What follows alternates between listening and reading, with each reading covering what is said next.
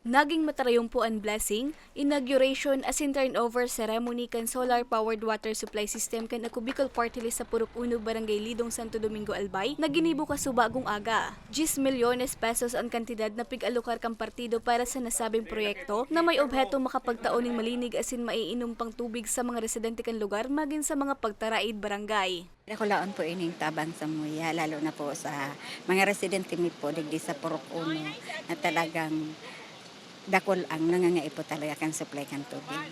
Kaya dakula po ang samuyang pagpasalamat kay kong Jill Bungalon asin sa ako Bicol Party List sa proyekto pong ini. Dakula ang pong katabangan sa muya ang tubig na ini. Mas mag-brown out, basta ang tubig na po mag-brown out. Grabe po ang pagpasalamat mi na dakula ang katabangan dito sa muya po iyan. Lalo na kung anuan, mainitunong kay po ng tubig. Sa ngaran po kan mga taga-barangay Lidong, lalo na po kaming Purok Uno, nagpapasalamat po kami sa ako Bicol Party List na tinawang kami kay dakulang tabang sa paagi po kaining tubig na yun ang po ang kaipuhan midigdi. Salamaton tabi. Pigpapasalamat man ni Santo Domingo Mayor June Aguas ang bagong asistensya sa saindang banwaan kan ako Bicol Party List na pinamamayuhan ni Congressman Elizalde Co asin ni Congressman Jill Bungalon. We are very much thankful sa tagal po ng panahon din. In fact, this is one of the purok na medyo talaga grabing scarcity ng water natin. No? And we are very much thankful na hindi po tayo nakalimutan ng Ako Bicol. At we are very lucky also that pinili tayo ng Ako Bicol na ilagay ang isa sa mga solar water system nila po sa bayan ng Santo Domingo, particularly po sa Barangay Lidong and Purok Uno.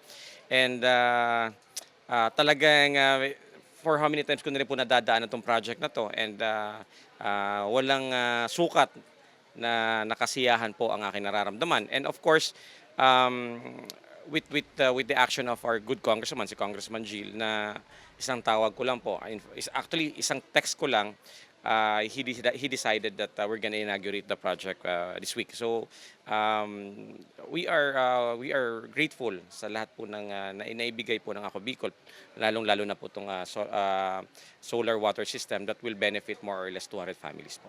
Sigon kay Kongresista Bungalon, ininaan sa indang ika-40 solar-powered water supply system sa rehiyon na lauman na magdodoro-diretso pa hasta sa halawig na panahon. Noog makita, no? Because ito pong proyekto kan Ako Bicol na solar-powered water system, this complements the water system na pigataw po kang water district or so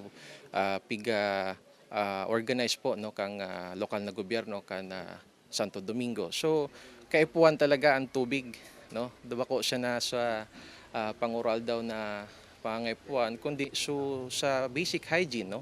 So sa mga pangipuan pa ka mga households, inibaga po malinig, as in pwede pong inumon, gagamiton sa pangural daw na pangkonsumo, so libre pa.